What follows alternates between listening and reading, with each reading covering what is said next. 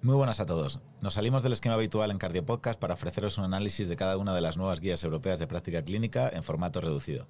Quédate y escucha los apuntes que nos deja el bueno de Héctor Bueno, quien ha presidido el comité encargado de seleccionar la evidencia incluida en el primer documento de consenso de la Sociedad Europea de Cardiología en cuanto a salud mental y enfermedad cardiovascular. Comencem.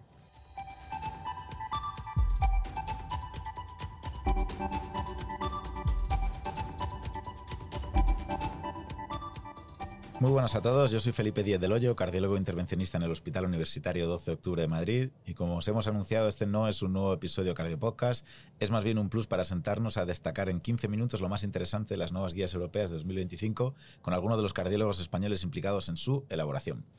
En el día de hoy tenemos el honor y el placer de tener aquí al que siempre será mi adjunto y además actual tutor de tesis, el doctor Héctor Bueno, cardiólogo del 12 de octubre e investigador del CENIC. Bienvenido, Héctor. Hola, Felipe. Eres el primer autor del primer documento de posicionamiento de salud mental y enfermedad cardiovascular. Aparte de lo que eso implica, a mí la primera pregunta que me surge es ¿por qué es importante tener este documento? ¿Qué implica? ¿Cómo llegas a la idea o cómo se llega a la necesidad de tener este documento? Yo creo que es un acto de valentía de la sociedad europea. Yo creo que nadie tiene duda, ninguno tenemos duda de que teníamos un elefante en la habitación. Todos somos conscientes de, porque hay mucho problema mental, mucha ansiedad, depresión, muchos problemas en nuestros pacientes, en la población en general, pero en nuestros pacientes. Pero un tema que nosotros habíamos dejado de lado. Esto no me toca, no tenemos recursos, yo cómo me voy a meter en esto. Yo creo que la sociedad europea ha decidido con valentía afrontar este tema y plantearlo abiertamente. Si queremos ofrecer salud, no nos basta ser tan biologistas como hemos sido. Es decir, arreglamos fenomenalmente las coronarias, ponemos TAVIs a cualquier edad, resolvemos la insuficiencia cardíaca, la disfunción, etcétera, las congénitas. Pero cuando te enteras lo que les preocupa a los pacientes, resulta que están pensando en otras cosas. Entonces yo creo que el planteamiento de empezar a decir que desde cualquier especialidad, pero en este caso desde la cardiología, los especialistas cardiovasculares, tenemos que ambicionar el mejorar la salud global de los pacientes, es el punto de partida de este documento. Es la primera vez que se hace, entiendo que con idea ya de periódicamente seguir actualizando el documento. El hecho de que no es una guía de práctica clínica, pero se publican a la vez que se publican todas las guías de práctica clínica en el Congreso Europeo de Cardiología, y cuando hablas con la gente, ya la gente habla de las guías de salud mental de la Sociedad Europea de Cardiología. ¿Esto va un poco en la línea de darle la importancia que tiene este fenómeno, esta enfermedad? Absolutamente. De hecho, la iniciativa es del Comité de Guías de Práctica Clínica. Lo que pasa es que fueron suficientemente sinceros de decir no tenemos evidencia suficiente como para llamarlos guías y hablar de indicación tipo 1A o 3B, sino queremos hacer un consenso, pero con el respaldo del comité de guías desde el punto de vista de prioridad. Eso quiere decir que tiene que ser aprobado por el Board de la Europea, y segundo, con la misma metodología estricta de las guías. Es decir, la forma en que hemos analizado la evidencia, se ha sintetizado, etcétera, es exactamente igual que lo de las guías. Y en efecto es la primera vez, de hecho, no estoy totalmente seguro, pero probablemente salud mental como tal, probablemente sea el primer documento a nivel internacional, y con la aspiración de que el próximo sea unas guías. Precisamente la conciencia de que es un tema tan importante, y cuando vemos el impacto que tiene, sabemos si el impacto que tiene desde el punto de vista de riesgo, desde el punto de vista de eventos, lo tuviera otros aspectos que pudieran ser manejados biológicamente, habría ya lo hubiésemos abordado. Docenas de ensayos clínicos, y sin embargo este tema no. Por tanto, pues esta es la propuesta, ¿no? Generar evidencia y generar más estudios e investigación para que las siguientes sean unas guías y no un consenso. se hablan estas guías de el cambio de paradigma, ¿no? De cómo tiene que ver la cardiología, la salud mental. Háblanos cómo habéis enfocado esto, qué es lo novedoso de este enfoque. El novedoso es el pasar de la visión biologista a la visión holística, a la visión del paciente, no como el envoltorio de la coronaria, de la válvula, del corazón, sino ver como una persona, con una persona que tiene emociones, sentimientos, psicología y un entorno. Y esto es muy importante porque parte de la psicología no es solo una elaboración de sentimientos o de percepciones, sino tiene que ver con un entorno, y el entorno es muy importante. Esto globalmente, bueno, pues no lo hemos tomado en consideración. Hay algunos aspectos dentro de la cardiología, por ejemplo, la rehabilitación cardíaca o el trasplante, donde sí se ha trabajado, pero como rutina dentro de la atención cardiovascular rutinaria no se ha incorporado, y esta es la propuesta. Los equipos... Sí, ¿cómo se pronunciaría? ¿Psicocardio o psicocardio? Psicocardio en castellano sería Psicocardio Teams, ¿no? Sí, hay un poco de cachondeo con lo de psycho. Claro, digo yo conozco unos cuantos que podrían formar un gran equipo de psicocardios, sí.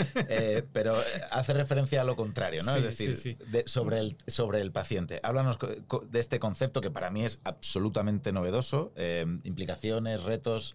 A ver, esto es clave. O sea, seamos honestos, ni nosotros, ni nuestros residentes, ni los especialistas jóvenes en general van a tomarlo como prioridad, ni van a aprender, ni tienen por qué.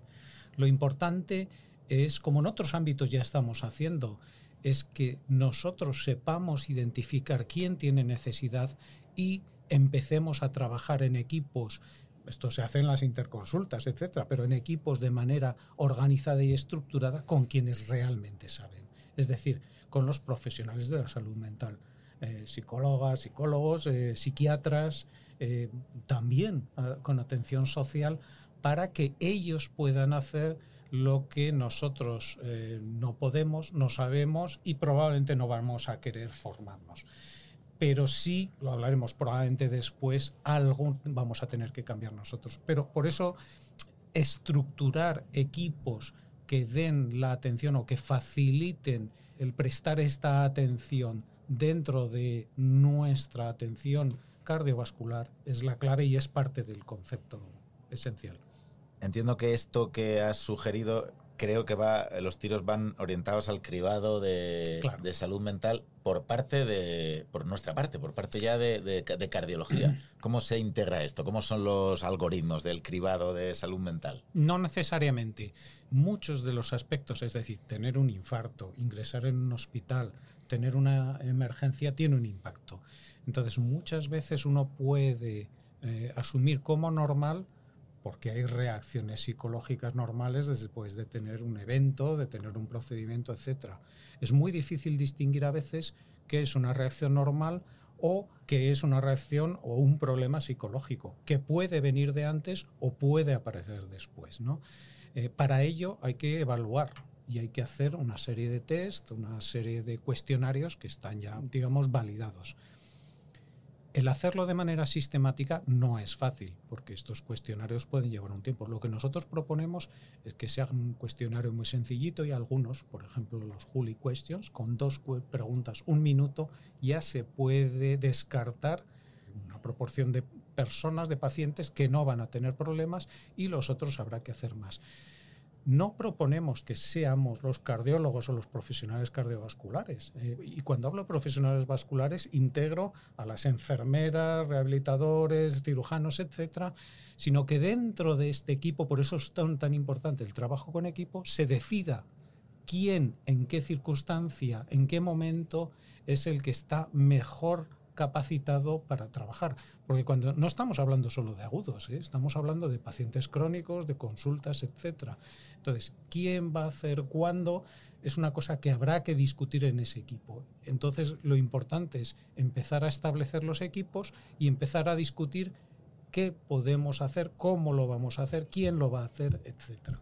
Claro, porque ¿qué le dirías a ese compañero o compañera que integra esto de lo que estamos hablando y dice, no tengo yo otra cosa que hacer en consulta que además preguntarle al paciente por su salud mental, que supongo que va en la línea del cambio de paradigma, ¿no? Claro, y ¿qué te digo yo si en la sala de espera el paciente lo rellena él solo? O la paciente lo rellena él solo y ya lo tienes integrado. Es decir, hay que ser imaginativo, sin duda, no tenemos los recursos ahora para implementar todo esto. Pero bueno, es decir, si tú haces un screening sencillito, por eso hemos puesto los screenings básicos de 2 preguntas para empezar. Si los 2 son negativos, dices, me desentiendo de este tema. Si los 2 son positivos, dices, bueno, tengo que trabajar, entonces tendré que ver cómo hacerlo. Pero se pueden buscar soluciones imaginativas, quizás también las enfermeras pueden hacerlo, en otros equipos en rehabilitación cardíaca, a veces en muchas ya lo hacen, en trasplante cardíaco están integrados. Por eso decir, tampoco es un invento, es decir, hay equipos que ya lo hacen. La cuestión es, evidentemente el volumen es mucho más grande, hay que ver cómo podemos hacerlo, ¿no? Y de hecho, el documento no solo habla de pacientes con enfermedad cardiovascular, hablamos de los trastornos de salud mental como factor de riesgo cardiovascular, es decir, en personas sanas, es decir, atención primaria. Por tanto, el paradigma o la propuesta que se hace es enormemente desestabilizante para el status quo, por decirlo así. Muy interesante, Héctor, como siempre. Hay una parte también dedicada en guías, en el documento, perdón, a lo que implica, y esto a mí me parece muy bonito, que es el estigma, ¿no? Ya. El estigma de la enfermedad mental, que yo creo que tenemos todos en nuestra práctica clínica. ¿Cómo se aborda esto en el documento? Bueno, de hecho hay un paradigma, hay un acrónimo que se llama ACTIVE, ¿no? El primero es acknowledge. Entonces, el primero es reconocer que hay un problema de estigma. Hay un problema de estigma que es generalizado en la población. Mucha gente todavía acudir a una psicóloga o un psicólogo ya es un tema que, sobre todo en varones, curiosamente, lo estamos viendo ahora en el equipo, pero hay un estigma todavía mayor, y esto sí que hay una evidencia abrumadora, que los pacientes con enfermedad mental severa, psicosis, esquizofrenia, etcétera, tienen un problema de retrasos o de no diagnóstico de enfermedades, de no tratamientos, realmente de marginación que está ahí y que tenemos que realmente afrontar. Entonces es muy importante que esto se verbalice, que esto se analice y que esto lleve a una transformación de la atención en colaboración con los psiquiatras, con los equipos que los atienden, etc. Entonces hay un estigma, digamos, más generalizado de la salud mental en conjunto y luego un estigma muy grave por las consecuencias en los pacientes con enfermedad mental grave. Y Héctor, última pregunta. Otra parte dedicada específica del documento va sobre los acompañantes. Exactamente, esta sí que me deja completamente descolocado. ¿Qué se puede recomendar o qué se puede centrar el debate en torno al acompañante en el documento? En la salud de nuestros pacientes crónicos, a veces con mucha edad, los acompañantes, los cuidadores son claves. Pero una cosa que sabemos es que los cuidadores, las cuidadoras diría, porque mayoritariamente son mujeres, normalmente se dejan la vida por las personas cuidadas, pero desatienden su propia salud. Y hay un problema, una prevalencia enorme de depresión, de ansiedad, de fatiga y de problemas orgánicos en estas personas. Entonces, en el documento se habla explícitamente de cómo se puede afrontar, primero, cómo se puede acercar a las personas que cuidan para ayudarles a mejorar su salud mental y que se sientan apoyadas y ayudadas por nosotros, por el sistema y por los profesionales cardiovasculares. Bueno, Héctor, es que podríamos estar hablando durante 20 minutos contigo. Lo que me parece increíble no es solo que sepas de coronarios, de críticos, de clínica, que seas investigador del CENIC, sino que encima puedas estar hablando con esta soltura de enfermedad mental en nuestros pacientes. Mi más sincera enhorabuena por liderar este documento de posicionamiento al que invitamos todos a leer con detenimiento y nada, pues muchísimas gracias, como siempre, Héctor, por estar aquí. ¿Puedo hacer un añadido? Yo recomendaría a todas las personas que, además de leer el documento científico, se lean el apéndice donde cuentan las experiencias de los pacientes. Tenemos un apéndice que cuenta casos clínicos, que es la versión de los médicos, y experiencias de los pacientes. Leed eso y veréis cómo lo que le preocupa a los pacientes no tiene absolutamente nada que ver con lo que nos preocupa a nosotros y lo que nos da satisfacción diciendo ya he resuelto el problema. No tiene nada que ver con esto. Leer, y a los pacientes les preocupa qué va a pasar cuando vuelva a casa, qué va a pasar con mi mujer, con mi trabajo, con la economía, con mi actividad sexual, etcétera. Y eso es lo que les preocupa. Todo eso nos hemos desentendido todo el tiempo. Cualquiera que lo lea se entenderá mucho mejor por qué es tan importante este documento y por qué tenemos que empezar a cambiar la práctica clínica. Pues yo no puedo tener una mejor conclusión final para este no cardiopodcast, así que muchísimas gracias, Héctor, por estar con nosotros. Gracias, Felipe.